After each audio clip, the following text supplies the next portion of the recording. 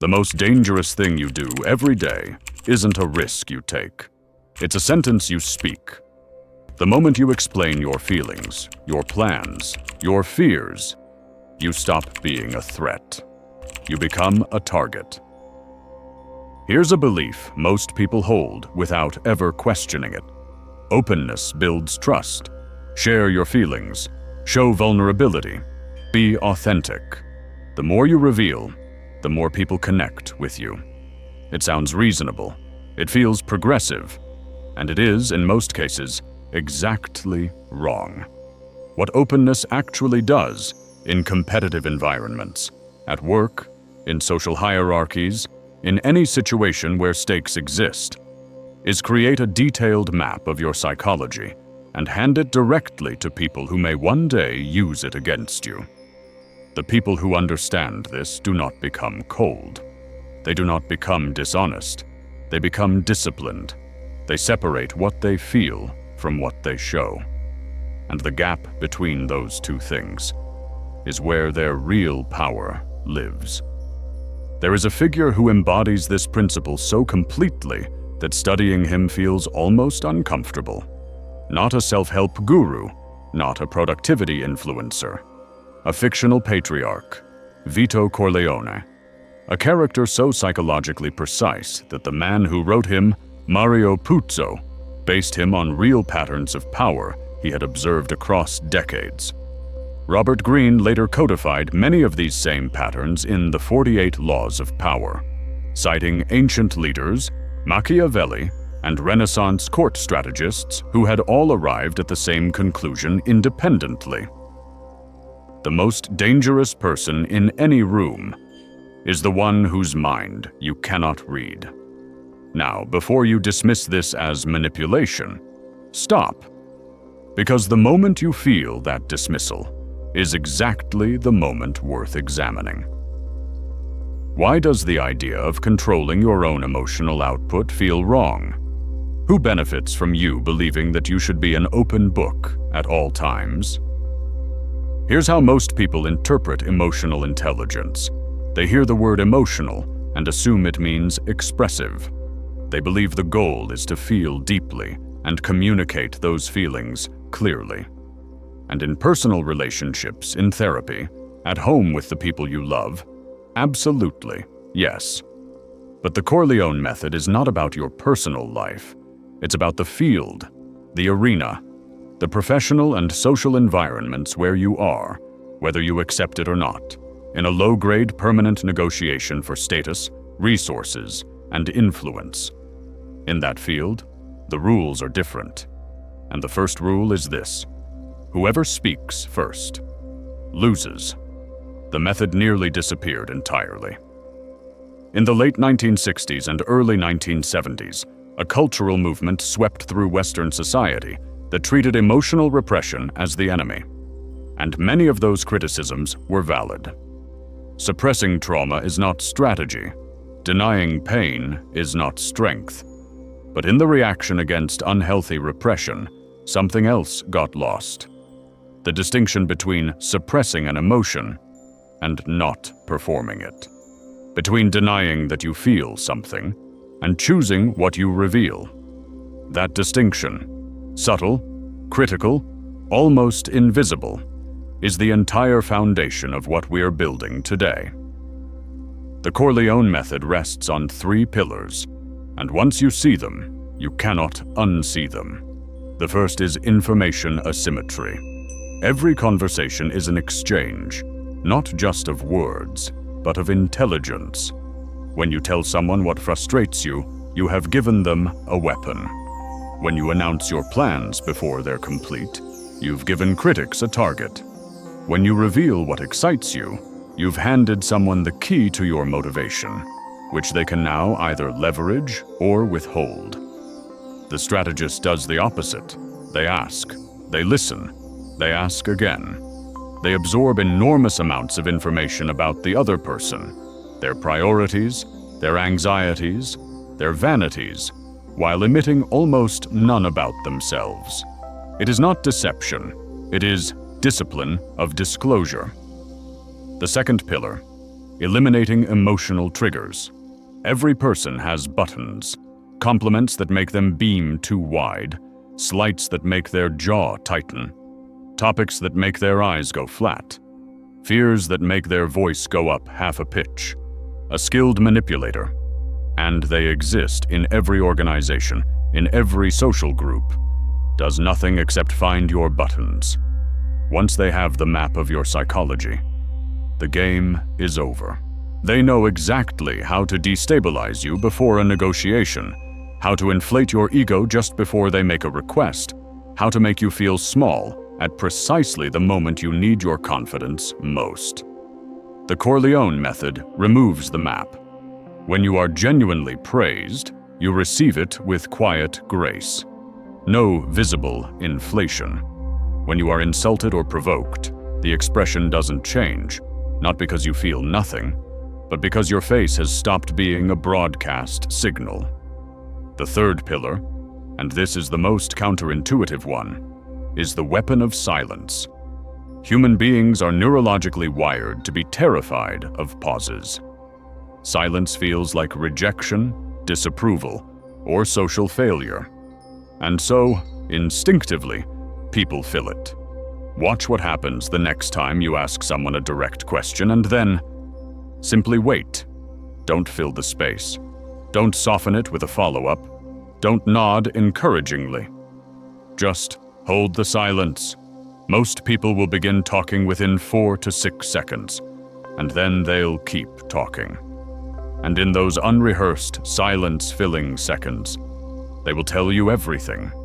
Their actual opinion, their actual concern, the thing they weren't going to mention. The silence was not empty. It was a trap. And you built it by doing nothing. Now, let me be honest about something. This is where the method gets genuinely uncomfortable, because the person who practices this is not immediately likable. They seem reserved, slightly distant, hard to read. And in a culture that equates warmth with openness, people who don't perform their emotions are sometimes seen as cold, or arrogant, or strange. That discomfort is the price of admission. And here's what's on the other side of it. When someone cannot read you, they fill in the blank themselves. And the human mind, by default, fills that blank with authority, with competence, with the quiet assumption that a person who does not need to impress you probably doesn't need to. The unreadable person is not trusted less. They are trusted differently, and often far more deeply. Let's talk about what this looks like when the environment turns hostile. Because the real test of emotional discipline is not a calm conversation. It's the meeting where someone takes a shot at you in front of others. The moment when someone tries to embarrass you, discredit you, or destabilize you publicly. The untrained response is immediate and readable. The flush of blood to the face, the too quick retort, the over-explanation that signals that the shot landed. The Corleone response is almost nothing. A slight pause. Eye contact maintained. And then, a response that is slower, quieter, and more deliberate than the attack deserved.